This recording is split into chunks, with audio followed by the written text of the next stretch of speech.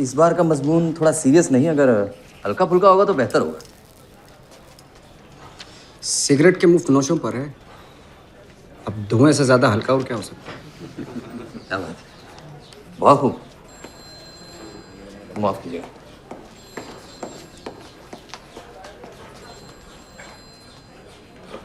मंटो साहब, आपके अफसानों में औरतों के लिए हमेशा एक खास हमदर्दी होती है, ऐसा? हर औरत के लिए नहीं, कुछ तो उसके लिए जो खुद को बेच तो नहीं रही लेकिन लोग उसे धीरे धीरे खरीदते जा रहे हैं, और कुछ उसके लिए जो रात को जागती है और दिन को सोते में डरावना ख्वाब देख के उठ जाती है कि बुढ़ापा उसके दरवाजे पे दस्तक दे रहा है। वो चकले की मेरी हीरोइन हो सकती है। मुआवजे की बात कर लेते हैं मंटो साहब। बात क्या करनी है, हस्बे मामूल 50 रुपये। मजाक कर रहे हैं क्या आप? इस बारे में देखिए 20 रुपए से ज्यादा नहीं दे पाऊंगा। अब आप क्या कर रही हैं? यकीन मानिए नहीं हो पाएगा।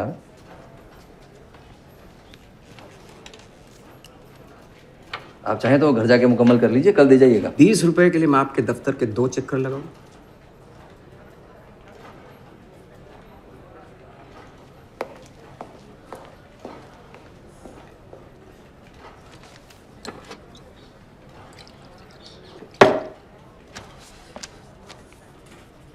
हिंदुस्तान जिंदाबाद, पाकिस्तान जिंदाबाद, इन चीखते चिल्लाते नारों के बीच कई सवाल थे।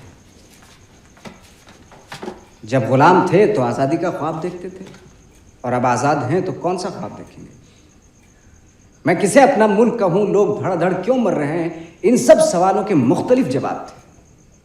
हिंदुस्तानी जवाब, पाकिस्तानी जवाब, एक हिंदू जवाब, एक मुसलमान जवाब। कोई इसे 1857 के खंडर में ढूंढता है तो कोई ईस्ट इंडिया कंपनी को जिम्मेदार ठहराता है, और कुछ ऐसे भी हैं जो इसे मुगलिया हुकूमत के मलबे में टटोलते हैं। सब पीछे देख रहे हैं, लेकिन आज के कातिल लहू और लोहे से तारीख लिखते जा रहे हैं। ये मजमून सुनाते सुनाते आप सबसे मार खा लूंगा और उफ तक नहीं करूंगा, लेकिन किसी हिंदू मुस्लिम फसाद में अगर कोई मेरा सर फोड़ दे तो मेरे खून की हर बूंद रोती रहेगी। मैं आर्टिस्ट हूं, ओछे जख्म और भद्दे घाव मुझे पसंद नहीं।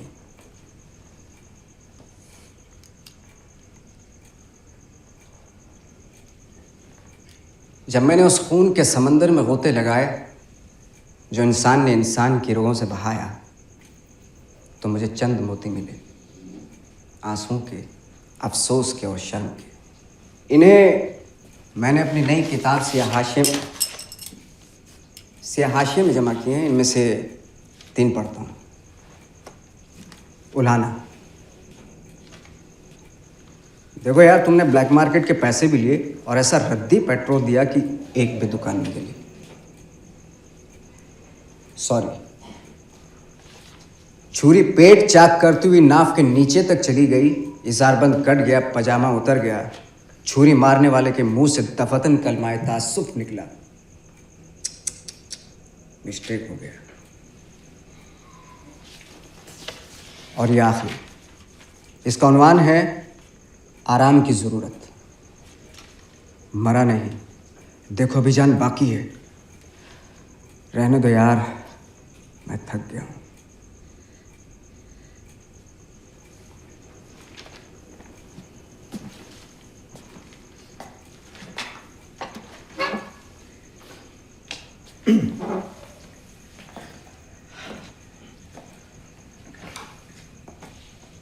काश हमारे सारे जलसे इस कदर भरे होते। खैर, दस्तूर के मुताबिक अफसाना निगार आपके सामने हाजिर है। आप में से कोई अगर इन्हें अपनी कीमती राय से नवाजना चाहे तो बेशक नवाजे।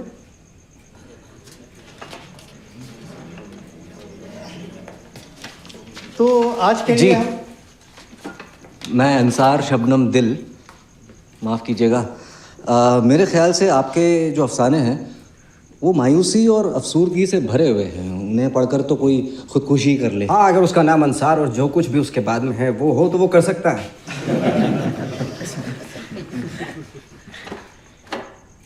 देखो बरखुरदार, तुम हरगिज नहीं जानते कि दूसरों को क्या महसूस होता है, इसलिए आगे से तुम सिर्फ अपनी कहना। मंटो साहब, आप बखूबी जानते हैं कि हमारे हलकों में अफसाना निगार को बीच में बोलने की इजाज़त नहीं है। मंटो साहब, जबरदस्त, क्या तकरीर थी, रोंगटे खड़े हो। चलें? नहीं, शायद आज घर जाना है। अरे सुनना पड़ जाएगा क्लिस्टन बार, कम से कम मोड़ तो बंद कर ले।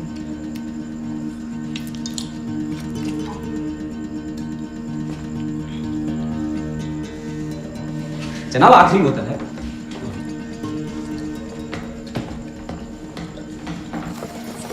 मंटो साहब जी, माफ़ करें, मेरा इरादा आपको नाराज़ करना बिल्कुल नहीं था। तुम कर भी नहीं सकते। जी मैं बस ये कहना चाहता था कि आपके अफसाने दिल दहला देते हैं। ठंडा गोश्त पढ़कर तो मेरी नींदें हराम हो गई थी। हाँ, वो तो सही है।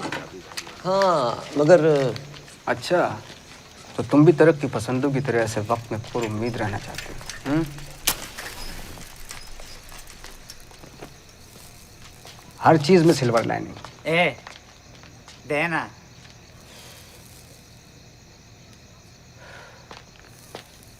दरअसल मैं गवर्नमेंट कॉलेज की लिटरेरी सोसाइटी का सेक्रेटरी हूँ।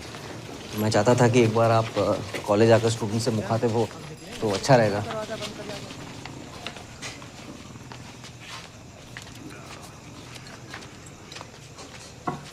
पहले अपने प्रिंसिपल से पूछ लेना, क्या मैं शराब पी के आ सकता? जी जी। पूछ लूँगा।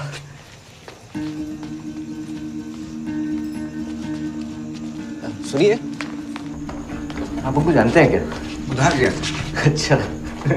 सामने आते ही शर्मिंदा हो जाता है। आदमी अच्छा है, जब होंगे दे देगा।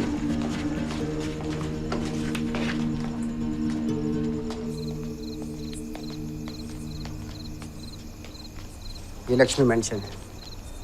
यहाँ सदियों से हिंदू बसा करते थे। कुछ को मार काट डाला, बाकियों को भगा दिया गया।